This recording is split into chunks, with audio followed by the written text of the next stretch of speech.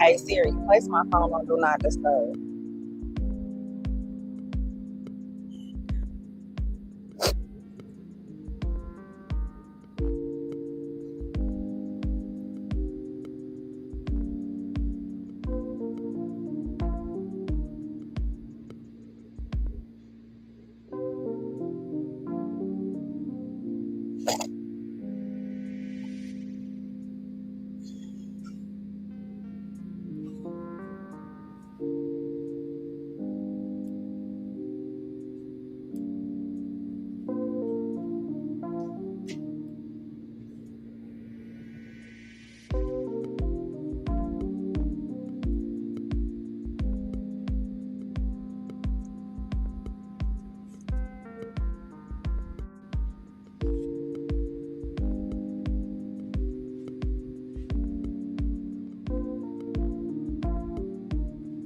Here you go. Thank you.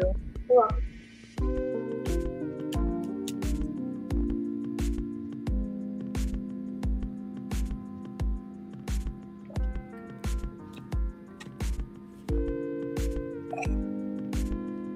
Lunch, well, put on the hallway light. It's okay. Turn it off.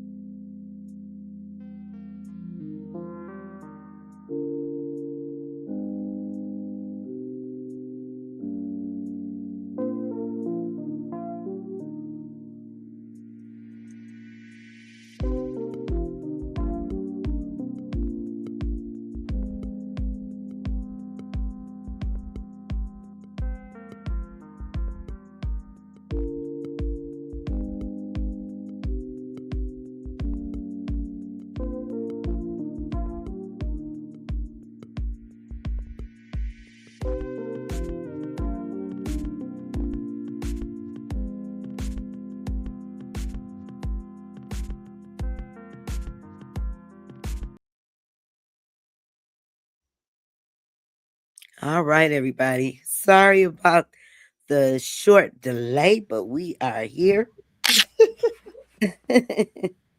How you doing? I am good. How about you today? I'm doing good. I just logging on, making sure I got everything just right, but I'm doing good. So, everyone, if you're viewing from any of the groups and you like to put something in the chat, make sure you click on the actual video because we are streaming on Facebook, the actual Facebook page. And we may not see any comments if they're inside the group till afterwards. But if you want to chat live, just click on the video and that will bring you right here. So, Right. tonight or this evening, we are graced with the presence of Iesha Brassell. Did I say your last name right? Yes, you did. Oh, You okay. you Okay. pronounced it absolutely correctly. But I noticed on the Uh-oh. flyer my first name was spelled wrong, but it's okay. Oh, it was. I am so sorry. I'm used to But I it. missed the A, did I? Did I You miss the A? added an A. Okay. Okay. My bad. I apologize about that. But you guys, this is Iesha Brassell from Miss B's Consulting LLC. She specializes in disability awareness training, ADA compliance, and operational efficiencies.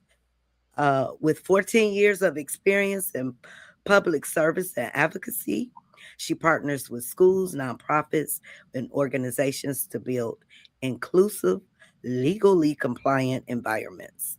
Her work is grounded in lived experiences, policy expertise, and a deep commitment to empowering families and communities. All right. So I am so excited to have you. Thank you. I'm And excited to be. I gotta mention again, she is well versed in IEPs, you guys. So please, if you have any questions, throw them in the chat. We'll get to them as we can, as we are going through the interview. Her information for her website is scrolling at the bottom of the screen. And let's get started. All right. So let's share a little bit about your journey and what inspired you to find Miss B's Consulting LLC. Oh, so my journey started literally 17 years ago with my daughter. I Okay. noticed that she wasn't meeting her milestones. So because she wasn't meeting her milestones, me being a first time mom, I expressed to her doctor that hey, like she's not talking, I'm noticing that she's not talking. So basically her doctor kind of like brushed it off. Okay. Um as we know that it's sometimes done, but nonetheless found out that my daughter had early childhood developmental delay, and I want to apologize in advance if you hear some loud noise or maybe some barking, because she is downstairs in her element, and the dog is Oh, in I her, yeah, understand. in their element. So it was kind of hard to find me an element to go to. It is understood. But nonetheless, I remember when my daughter, she had her first IEP meeting, and that was when she was in GSRP, and the teacher told me to bring a few things, and she said my patience, a notebook, a snack, and Mhm. a listening ear. And I'm like, well, what do I need a snack for? It's just parent teacher conference. And Right. so those words that the educator uttered was, as long as your daughter is in education and she receives special education services, you're gonna have to do a IEP. Okay. You're gonna have to do this every year. And I was like, what is this? Like, this is a foreign language. I don't Mhm. understand. But thanks to her, Mhm. like I was able to understand like the very first IEP that my daughter had, Mhm. because this educator, she explained every section in depth. I had one like that too. Yes, I was like, Mhm. I was thinking to myself, is she gonna speed it up? But I really appreciate now Mhm. her explaining the IEP, to me, basically like in depth, because it's definitely helped us on this journey for 12 years. So what started out for me educating myself on the laws and the policies surrounding the IEP, I developed the passion for it. Like I felt the need that I wanted to learn more. Um, Mhm. I said, I know it's just not myself out here, that me as a parent, like I know I'm not the only parent that does not understand this process, does not understand this language. So Right. I started attending classes through Michigan Alliance for Families.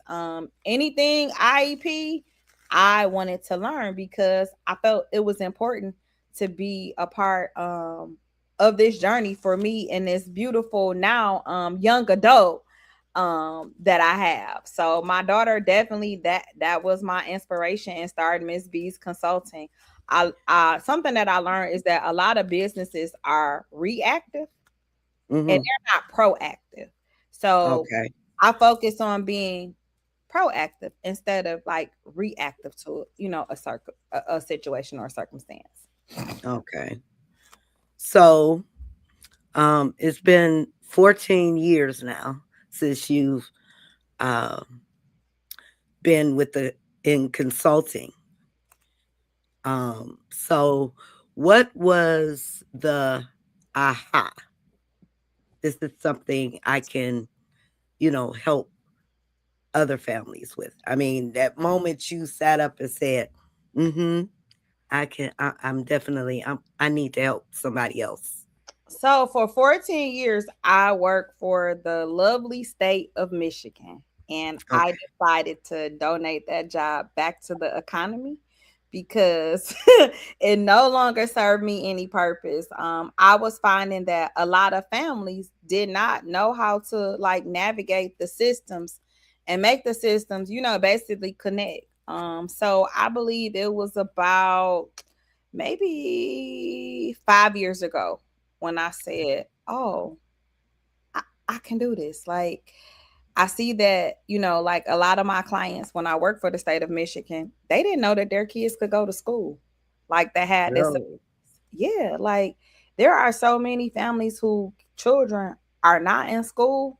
Uh-huh. Um, and it was very sad and disheartening to me. So for me, I'm like, I want to help my community, like I want to help families navigate this system. Right. So yeah, it was about 5 years ago that I said, okay, I can do this. Like I got this. Mm-hmm. And um, wait a minute, because I had let me pull this up. I got to make sure it's in my face. Okay. Okay. What does true disability awareness look like beyond basic compliance? Oh, that's a good question. True disability awareness. Mhm. Now, is that on the employer side or are you referring this question to Like, schools um, or yeah, like both. You can address like both. I mean, if you were to help somebody, what would you say? Disability in the schools. Let's just talk about the schools. oh, Child is disabled. They need services. School's not, up to par. Um, would you say it was the child that maybe needed more or so I think the first component that I would say true disability awareness is having that courageous conversation with the staff, the parents, like having sitting down, having that the courageous conversation of what supportive services does the child need as well as the teacher, because as we know, Mhm, teachers are not, some teachers are not equipped to mm, provide just the basic services like with redirection. I found that some teachers think that yelling is like the answer. No, you don't no, yell it's at not. a kid. Like you Right. have to redirect them in a loving and kind way. Um, Mhm, and disability awareness in the workplace would be if having your employees feeling comfortable coming to speak with you as it relates to their ailment without feeling like there's going to be any type of repercussion behind it. okay. So, how can schools and workplaces move from being accessible to being genuinely inclusive? Call Miss B. Oh, Miss B, all right. I would say that it takes to attend classes like Michigan Alliance for Families. They do a great job at hosting webinars and providing webinars, and it's free for organizations, also for schools to attend those developmental and disabilities conferences that are in your in your local area. Mhm, Ask the parents, like sit down and have a genuine conversation with the parents to ask them like, hey, what tools and what resources do you provide your child's with, you know what I'm saying, your children with, like at home? Or Oh, what is your method of redirection? I think that we don't have enough of those conversations. Communication is key. very much so. Very much so. Okay, so you kind of answered this one, but Oh, what is the most common misconception a school or even an organization you work with have about inclusion, disability inclusion? that they don't have a clue as to what true inclusion is. They think that, okay, we can, in the schools, we can place your child in a least restrictive environment, but exclude them from sports. That's not true inclusion.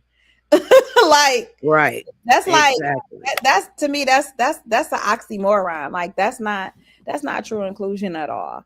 And also the misconception that employers can have is that they may feel as though that they are providing true inclusion. Like, for example, I wear contacts. So if Hmm. I take my contacts out, Hmm. I can't see.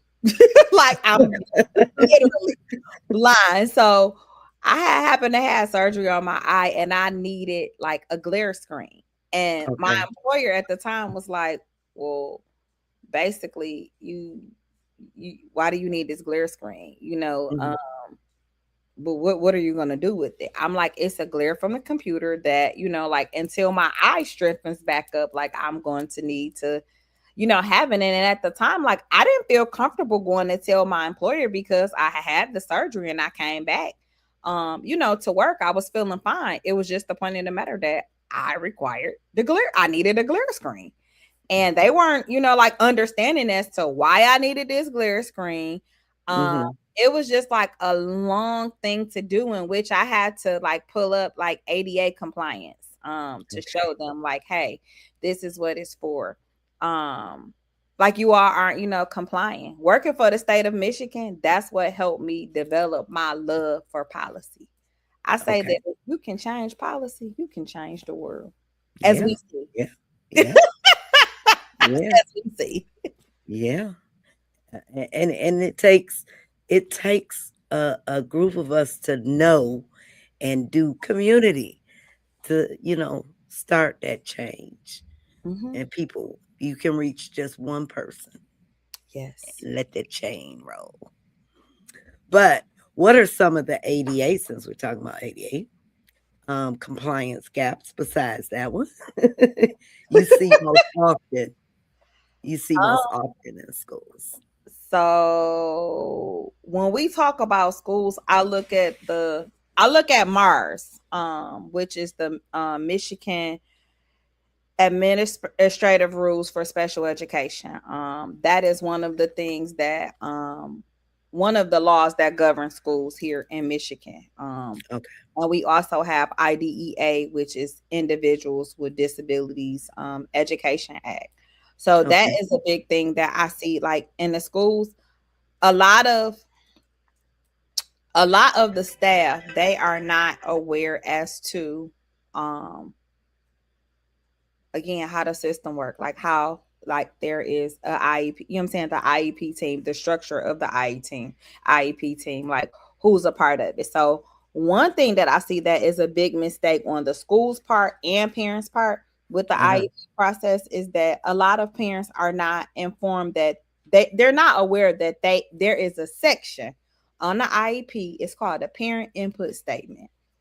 Some schools, I have found that they tell parents, oh, we can only put one sentence right here because it's such a small section. But no, that's not true. You Mm. can type an entire dissertation if you like, for your Add paper, huh? right, for that section, and then they can attach it, to your IEP. So Hmm. that is one thing that I see. Another thing that I see is that a lot of the schools, they are not in compliance with the student supplementary aids section on the IEP, and that's just basically a breakdown of the supportive services that the student may require. Meaning that a student may require 5 sentences to a page in order for them to answer a question, or they require individual, sorry, I couldn't even get my word out. I'm sorry. They require a paraprofessional, in the classroom, or paraprofessionals being unaware as to what their role is when it comes to the student. Because I have parents that have told me, well, basically, I'm here to redirect behavior. I said, well, who assists the student with the work, with their work? The student does. I said, well, that makes no sense to me. If you're a peer and a student is needing assistance with the work, like the student can't do the work by you know what I'm saying, like by themselves. So like they're paying you to be a full-fledged babysitter. Right. And in workplaces, I find that a lot of employers are not familiar with ADA. Okay. They don't have a clue as to like what ADA is. Like it's in their policies, but I'm like, well, do you know what it stands for? Mhm. And they grab this thing, their cell phone, to say, hey, like, let me read it, like, let me see it. But they don't know what it is. They don't understand it. They don't. Wow.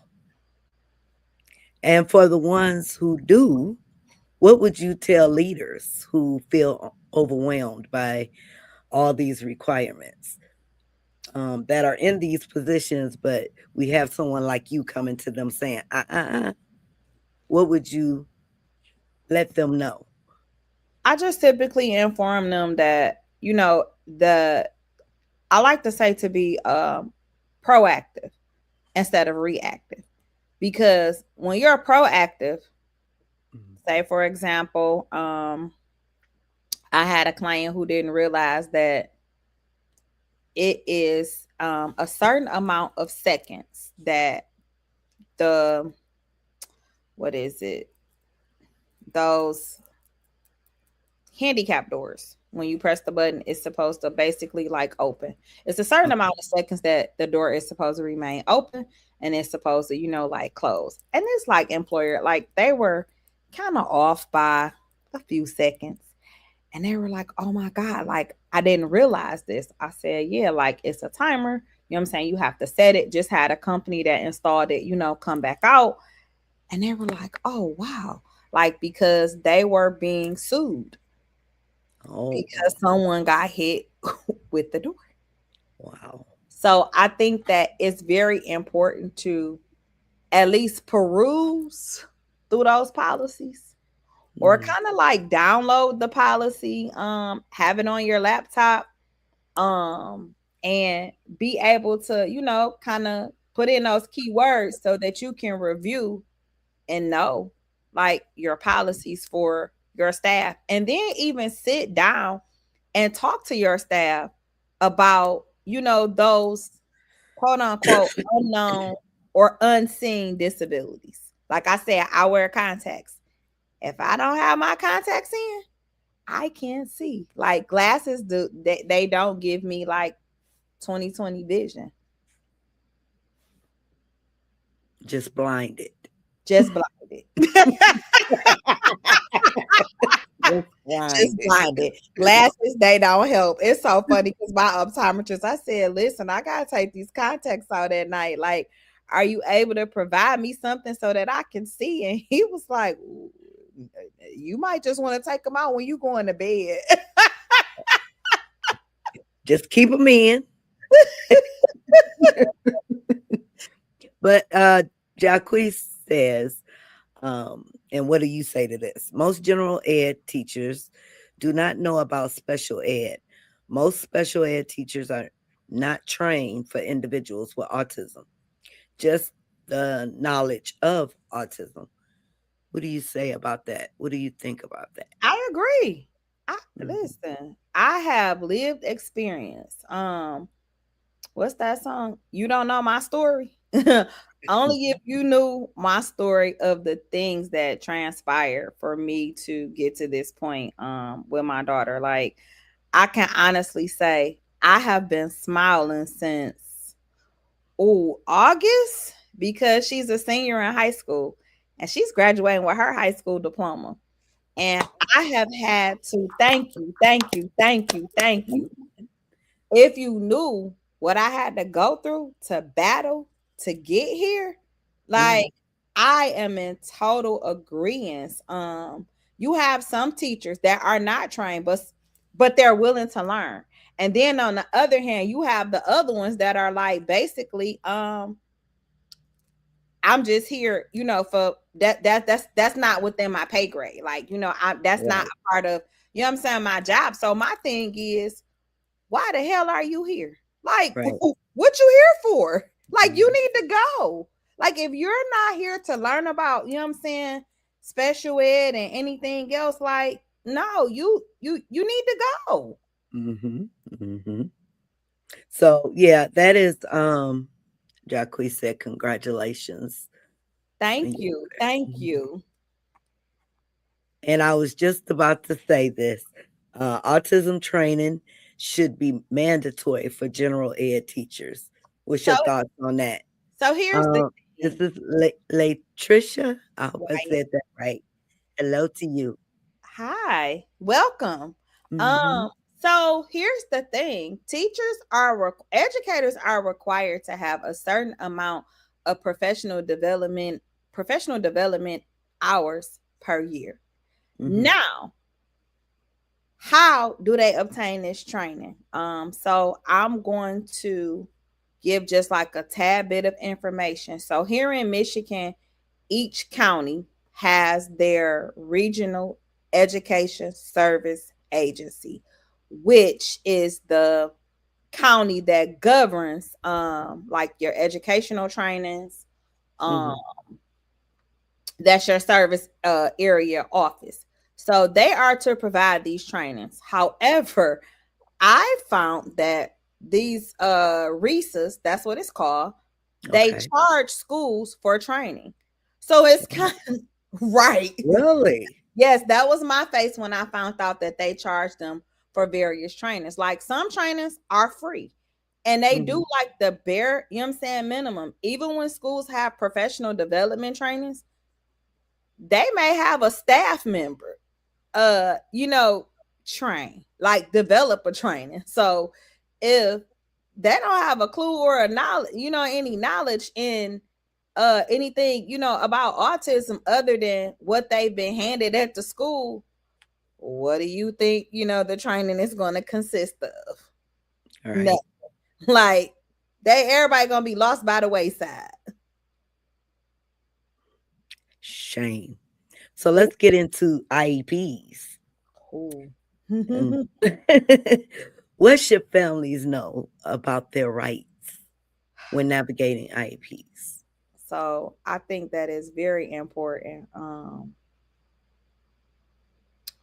I think that it's very important that families know about like knowing your rights. Give me just a second. I gotta pull this. Like they have to like it's important for them to like know their rights. The Mhm, IEP, that is, I call it a Bible. Like that's your child's Bible. Something that I tell parents, that I encourage parents to do, is to get a notebook.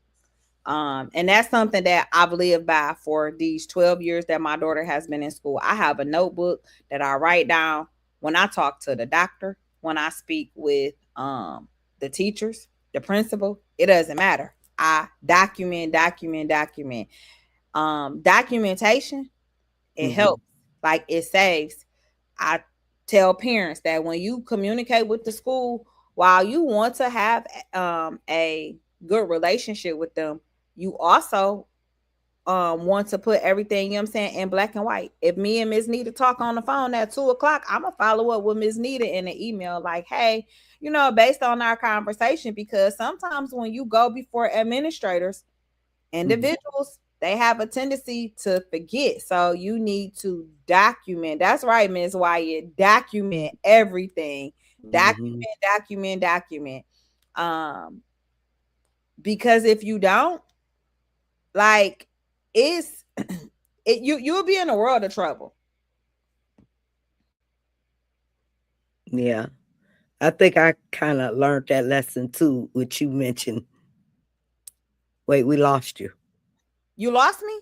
Okay, there you go. Okay. I Wait see your mouth movement, but I'm I'm like, like, she saying something. wait just a second. I think I need to plug up my laptop. Ooh, I'm still here though. I just didn't want everybody to see me moving around. I asked my daughter to plug it up for me, but I guess she must have forgot or she has something better to do. Mm. So Jacquees is saying, please know and accept your rights again. Get certified and be in an IEP coach training. Why is this important? If you do not know the vocabulary words for IEPs, you could definitely be hurting your child. And I think that's what a lot of the workshops they help you with also. Um, wait a minute. I'm sorry. I was Okay. trying to locate about like the things that Oh, okay. you Go know ahead. Take your time. about Take your your ID. time. Um,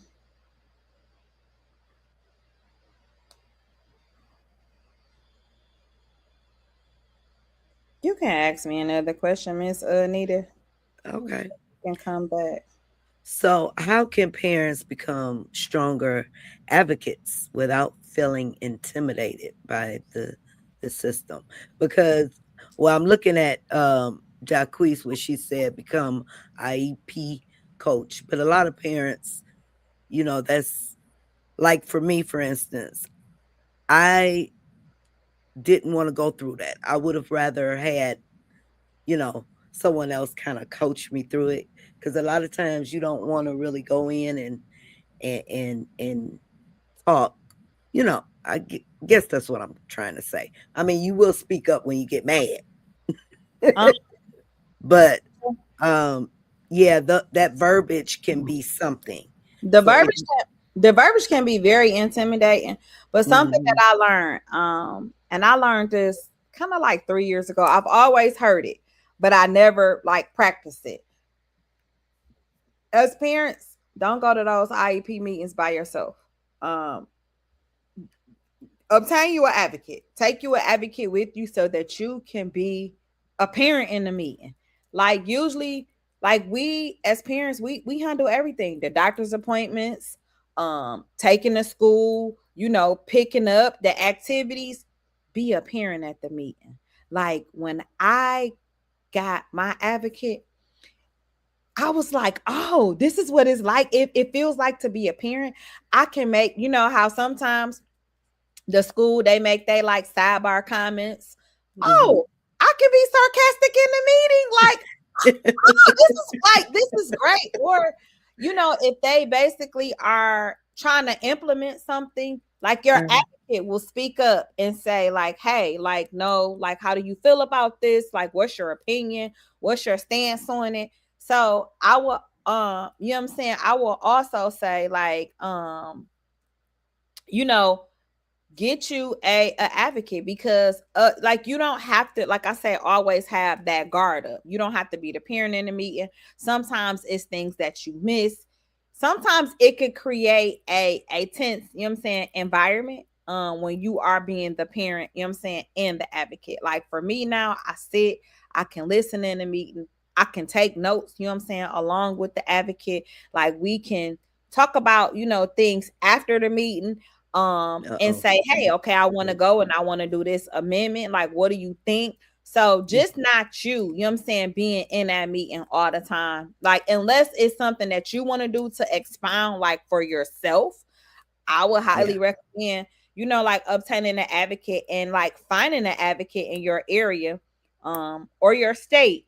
If you can't afford one, like, there are organizations. I know here in Michigan, you have Michigan Alliance for Families, that, they have advocates. They connect with the ARC. So, you can contact them.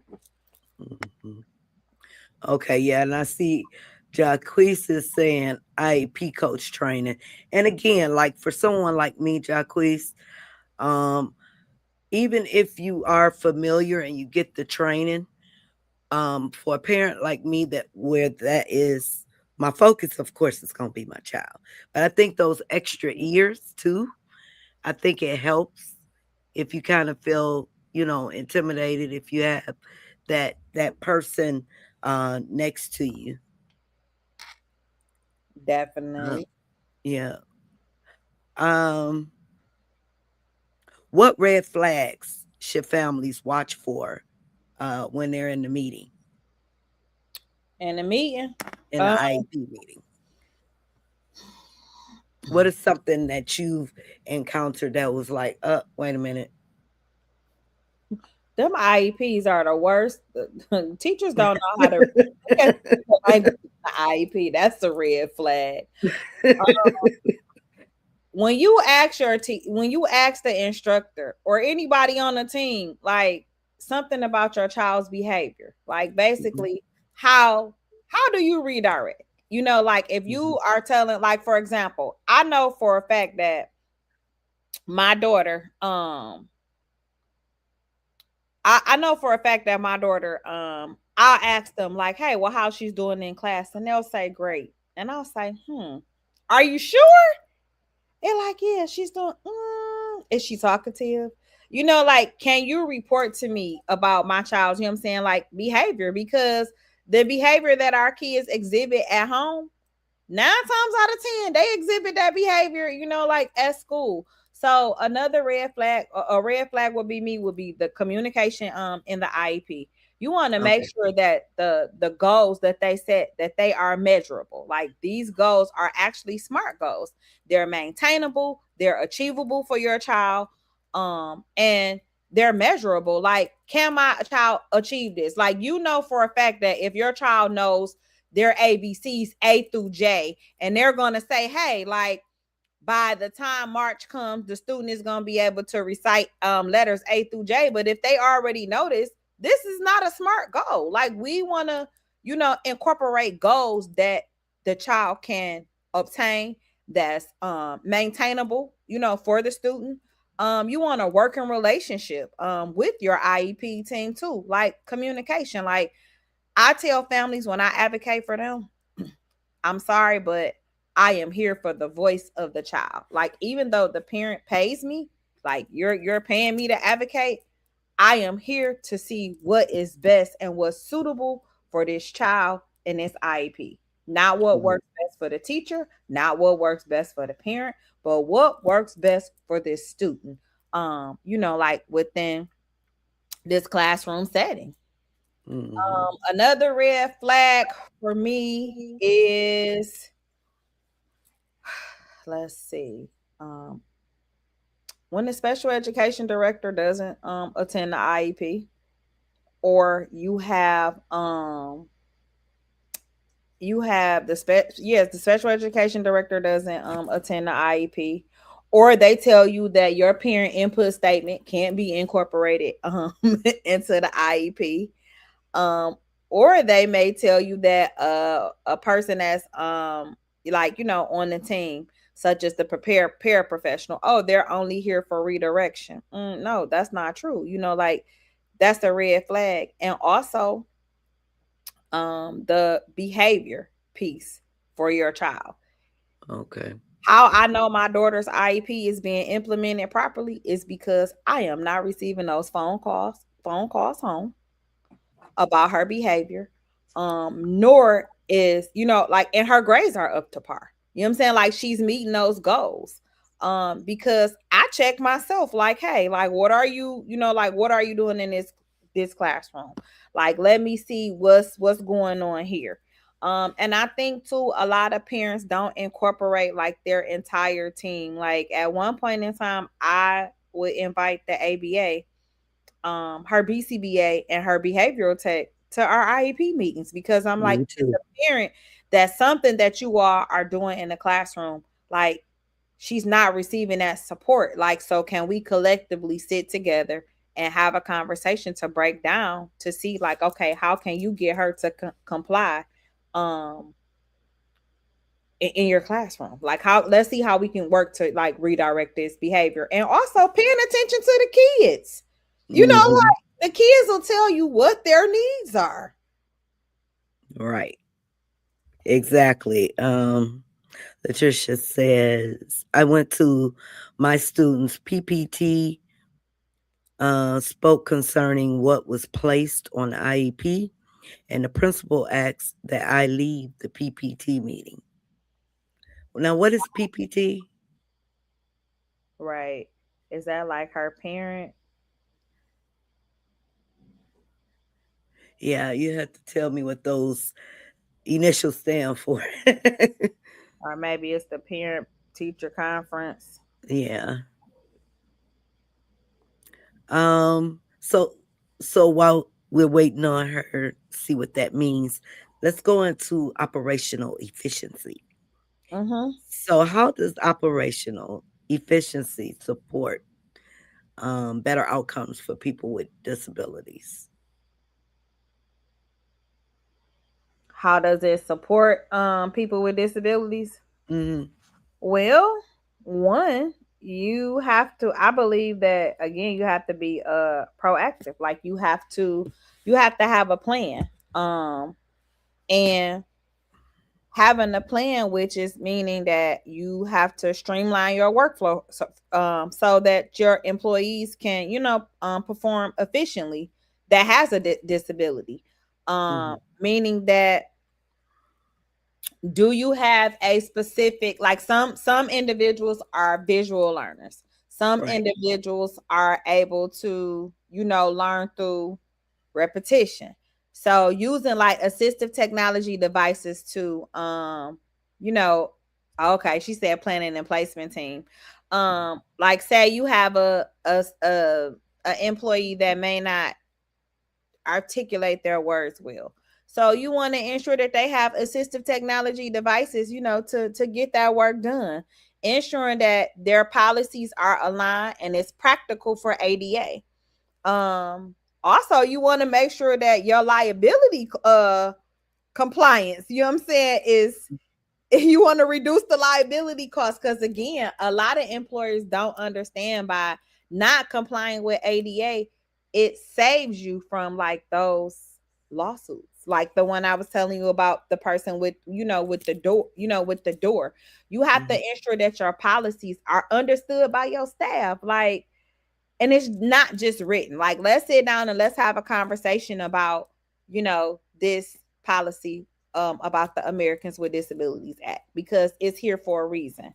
You want to make sure that you're supporting, I'm saying, those employees that have, like, disabilities. Okay, Hmm. how often can you stand? How often can you sit? And making an employee feel comfortable, and you as an employer, you should feel great. You know what I'm saying? And you should feel, comfortable about these provisions, you know what I'm saying, that you have, you know what I'm saying, in place for your employees. To me, yeah, those are some things. And with that being said, what you find is you have lower absenteeism and turnover. People are feeling great about coming to work. People are feeling great about, depending on the field that they're in, servicing, you know what I'm saying, an individual with a disability, or even being an individual with a disability, showing up to work. Hmm. Okay. So let's talk about community. What Yeah. role can the community play in advancing disability justice? A How can you team, get us together? they should, I think that they should start coming, once they should start coming to the special education community group meeting. I um agree. I agree. like, I, I think that that was a big one thing for, that was one thing for me about when I started the Hmm. community building. I'm like, I gotta build community, because what I find is we don't have resources. Like, people are not able to locate resources, nor do they know how to, like, navigate, again, like, navigate the systems, navigate how to um Like, for example, a lot of people here in Michigan, they may not know that if your child has a case with Michigan Rehabilitative Services, which is MRS, um, if your child is going to a trade school, if your child is graduating from high school with a diploma or without a diploma, MRS can help you pay for those educational, you know what I'm saying, needs.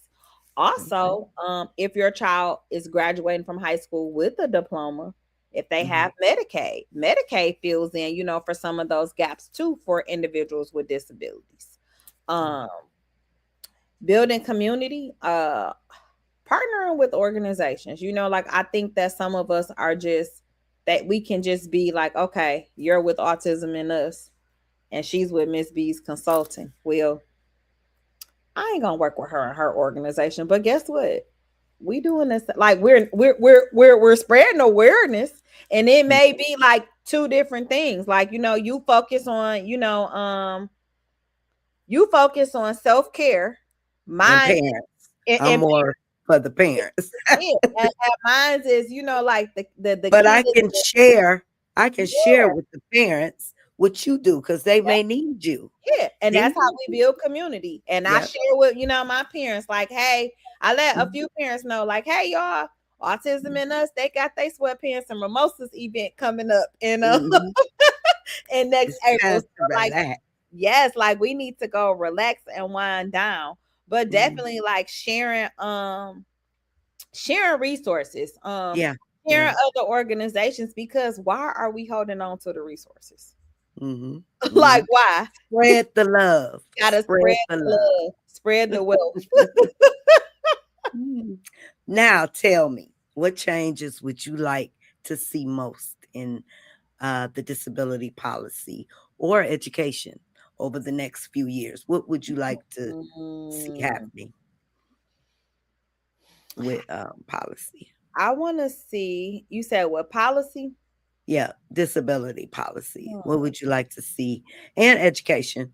What would you like to see happening? So Um, for me, it's not more so like policy. I think that the policy is there. I want to see right. Don't the gatekeep. policy. Right. I want to see the policy being enforced. I want to Mhm, see more places opening up their doors to individuals, with disabilities, more organizations. Like, why should we have to create, organizations or foundations for individuals with disabilities, to go to when guess what? They pay their tax dollars just like everybody else. yeah. Um, Yeah. also, I want to see more politicians reach out and talk to individuals that have disabilities, not just at election time, because these are the people that actually get out and vote. I feel like individuals with disabilities are the most forgotten population, Mhm. Mhm. They because are. they are the They most are. forgotten population. But this is the group of people that actually vote. You can depend on to come to work every day. You can depend on to vote. So those are some changes in schools. Oh, where do we start? Where Uh-oh. do we begin? Uh-oh. Properly writing the IEP. Mhm. Because some of the IEPs that I have seen written, they are very disheartening. Like, as a parent, you already know um areas that your child, has to develop in. Mhm. I don't need you to tell me on my IEP that, oh yeah, we definitely know. Like, I've seen it in the IEP. Oh, it's definite that this child has a impairment. Like, who wrote this? Are you a professional?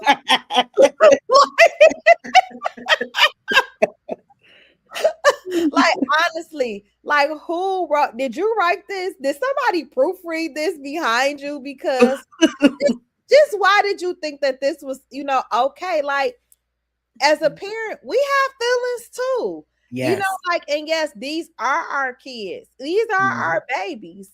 And your verbiage is unbecoming. It's unprofessional. It's unwarranted. Like, I had somebody tell me that my daughter behavior was how did they say, her behavior was unwarranted, and I should be ashamed. And my What? response to them was, you are fat and you smell every time that I come to a meeting. And they were like, "Oh my God, did you think that was professional?" I said, "Did you think it was professional what you said to me?" Oh my So, goodness. like for me, I think that sometimes, like I am a firm believer that you have to rewrite the narrative, or sometimes you have to give a person back what they're saying to you. And I don't mean it to be like a jerk, but I'm human and I have feelings. And you're talking about my most prized possession here, and that's my child. So if Yeah. you're writing this down in the IEP, what are your thoughts and your sentiments when you are in class with her? Like, what are your thoughts and your sentiments, when you're educating her? Is this what Mhm. you're thinking? Like, how are you educating students with a thought process like this? Mhm. So now, how can us as a community, how can my neighbor, um, or the man who owns the corner store, or police officers, how can the community as a whole help support, not just our autistic kids, but people with Individuals with disabilities? disabilities, ask Mhm, questions, show up at mhm, community forums, read, like, inquire. Pretty much in the community that we reside in around here. Um, like I one thing that I do to advocate is that, like I'll, take my daughter into a store. And like they pretty much like are familiar with her, you know what I'm saying? They know her, hey, please, you know what I'm saying, be patient. The gentleman, I thought it was really really sweet at the gas station. He was saying like, hey, your daughter came in the other day to, purchase her snacks. He was like, and for some reason, like her her tap, it wasn't working. mhm, And he was like, I realized that I needed to open up my other register. He was like, add a card holder in here, card reader in here for, instances like that. You know what I'm saying? When instances like that occur. He said, and I had, he was like, he was telling people in the line, like, hey, like, let's, pack our patience today. But pretty much like I would say, parents, go around in your neighborhood, talk to people. You know what I'm saying? Talk to people at the store. Talk to the local, you know what I'm saying, the church. Like the church used to be the foundation as to, yeah, I would say, where we all went. Now families are not taking their kids to church because the church is turning people away because of kids that have disabilities, oh, that's their sad. or either their staff is not trained. So amplify those voices, like talk to the pastor and let them know, hey, you need to train your staff. I think that as individuals that have families that's affected with disabilities, like we have to be their voice too, like in the community, and let the community know, hey, like, go to your local police stations in your area, let them know, hey, at this address, this is a person that has a disability. So if you see 911 that's called, proceed with caution, proceed with care. Go to your local fire stations and let them know. Like I've done that in the areas that, like I've resided in. Um, Mhm. and thank I God, like I agree. haven't had to call, what I'm saying, the police or anything like that. But yeah. And I, piggybacking off what you said, when I first moved over here, and I think it's very important if you have a child, especially that's autistic, that's going to be around the house, and get to know your neighborhood police. Because, in our neighborhoods, everyone has a neighborhood detective, or, a police patrol car that comes around. Get to know the faces, get to know the names. You let them know, hey, you see this child somewhere where he ain't supposed to be, bring him home, or, Also, uh, my daughter decided to call the police on me one day oh, because oh I my goodness. What did you do? I didn't order her a What? pizza. So Oh my. So, Shame on you. Shame on you. so she called the Shame on you. police. When they arrived, the detective, I mean, the officer thought it was like, they thought it was so hilarious. I was like, really? I was sitting outside, man, to my own business. And I was like, I saw the police pull up. I said, hi, like, what are y'all here for? So the detective was like, well, we received the call. I said, from who? That was like and he said my daughter's name. And I was like, oh, Wow. I said, Shame well, on you. I said, are you here to arrest me? And they thought it was so funny. Okay. So me and her, we had to have a whole conversation about when to call 911. Right. She thought it was an emergency because she was hungry. I said, Oh okay. my goodness. I was like, That's hilarious. it was like That is hilarious. she is very hilarious. And I tell people, I said, at one point in time I realized that autism and teenageism, it did not mix. And Mhm. I have to constantly tell people, I said, like kids with this individuals with disabilities, I said they are very, very clever. Like they're very smart. Yes. And I'm like, everything is not related to their disability. Right. Right. Like they're being typical human beings. Mhm. Typical teenagers. Yeah. Yes. Mhm. Mhm. So now, what message would you like to share with families, educators, and leaders to walk away with this evening? Empower your community. Um, be that voice. If you see a family that's like, I'm gonna say out and about, a child that maybe having a moment, get that family some grace. Ask that mom, hey, is there a way that like I can assist you because you see that they're having like a hard time, like in that moment. Be humane. Um, read, talk to your talk to your legislators and let them know that they need to reach out to individuals with disabilities, not just when it is election time. um Right. and, Right. and empower your community. Like that's where it starts. I'm focused on building community here in Michigan, one county at a time.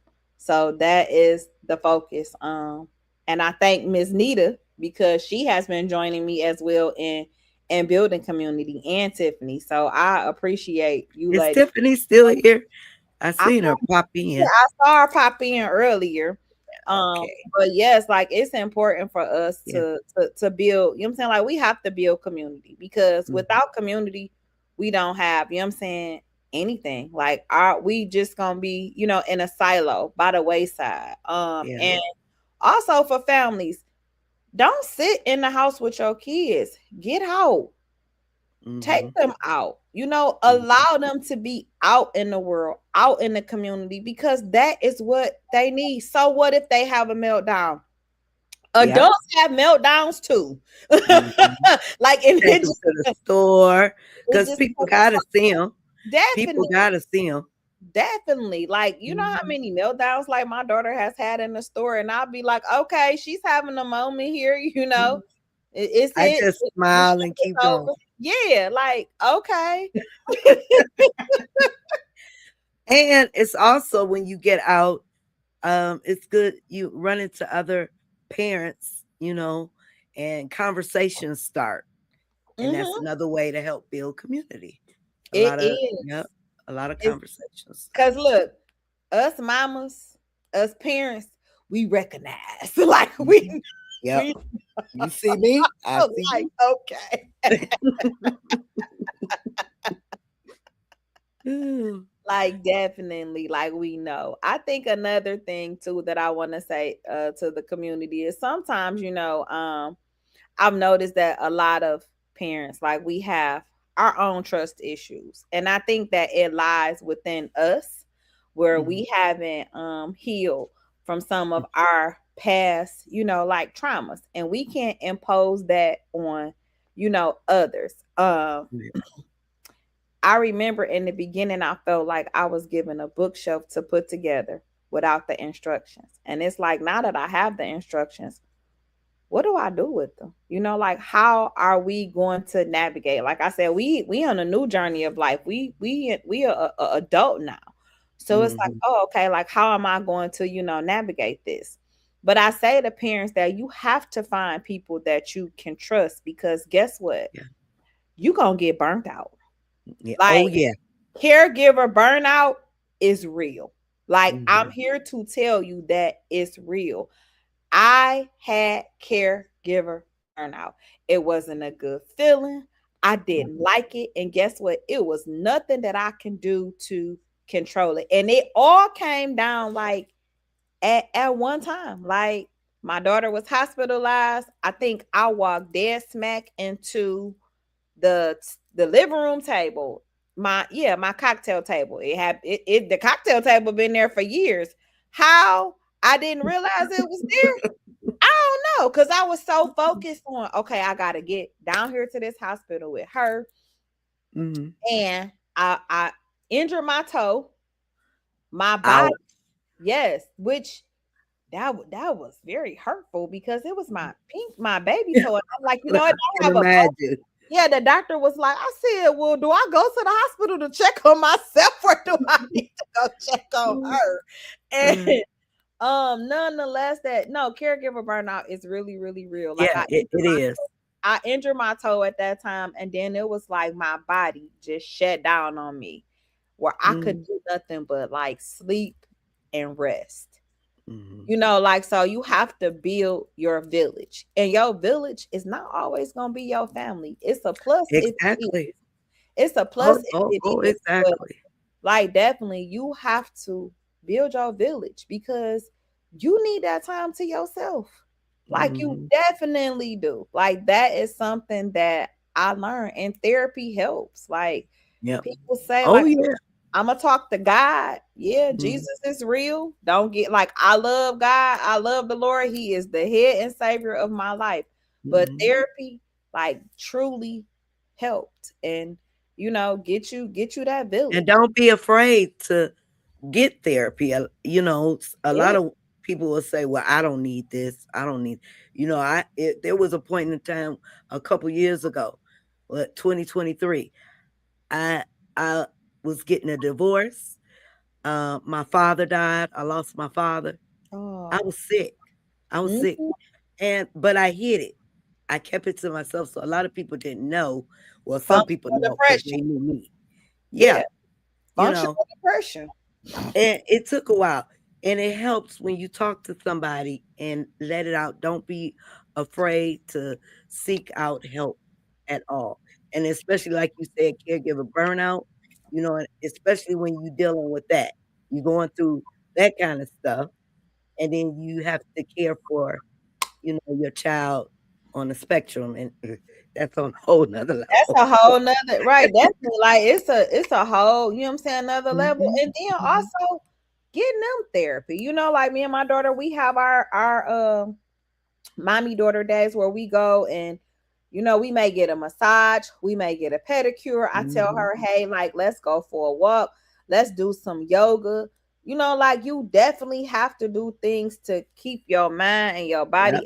active. And I say relax the nervous system. Like I'm not a doctor or anything like that, but I know these are some things that have like worked for me, work for, my household. And like definitely like Yeah. it has helped us. So Yeah. like those are some things that definitely helps. Like you be surprised like what some eucalyptus or some peppermint or can do to like just provide calmness and stillness. Or even just some fresh air walking, you Yes, know? that's it.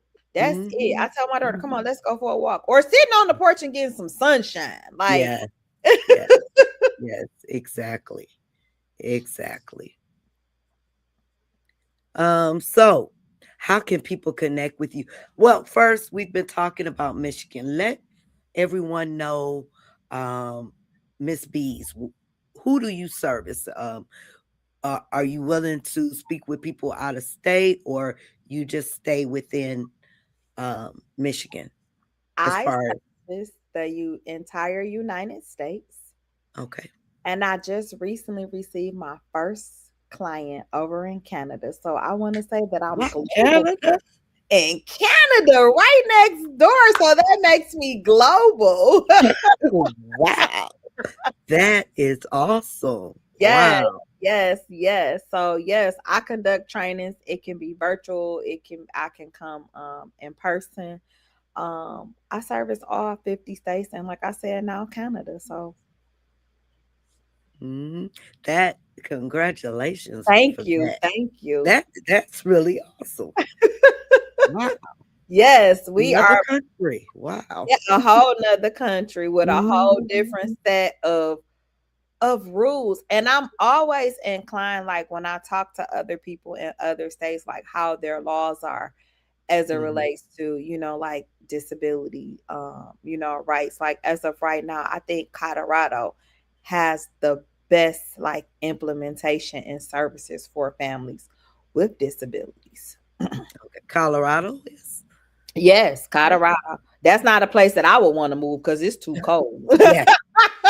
I complain about here, so I know I don't want to go to Colorado. No Colorado for me. Oh, okay. But But yeah, tell us how to get in contact with you. so you can contact me at Miss B, one word, your consultant, the number 23 at gmail.com, or my website, which is displayed at the bottom, or through Facebook, Miss B's Consulting LLC. Or I'm also on Instagram, Miss B underscore your consultant. So All yes. right. Well, thank you, Miss B. Thank you, I Miss Ieasha. appreciate you for sharing and being a part of our spotlight series. Thank you for having me. And everybody, if you have any questions before we log off, feel free to put them in the chat. We'll come back and revisit the chat and see.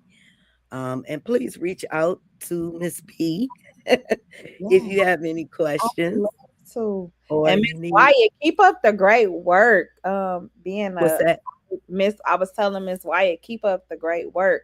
Oh You yeah, yeah, yep, yep. IT coach and And showing up thank at your you. kids' meetings. Thank you. So tomorrow we are going to be graced with Tierra. I don't want to mess up her last name, so I'm going to say Oh M of Autism in the D. yes, So make sure everyone you tune in for that, and that will end our spotlights. No, we have one more. We have Ramona too from Pontiac from Empower Social Circle. yeah. So we'll have her Saturday, and that will end our spotlight series. But okay, you Thank guys, I you for thank you all having very me. much. Huh? I'm I sorry. was saying thank you for having me. Oh, of course, anytime. Girl, just let me know when you want to sit up here. We can get Okay, up here and have a chat. Get Tiffany up here. Maybe all three of us can have a community chat or something. definitely, definitely. Yeah. And I thank everybody. And hopefully, I'll see you guys tomorrow at 7 p.m. for the interview with Autism in the D. And until then, bye bye. Bye bye. Thank you, Aisha. I appreciate you. See you guys.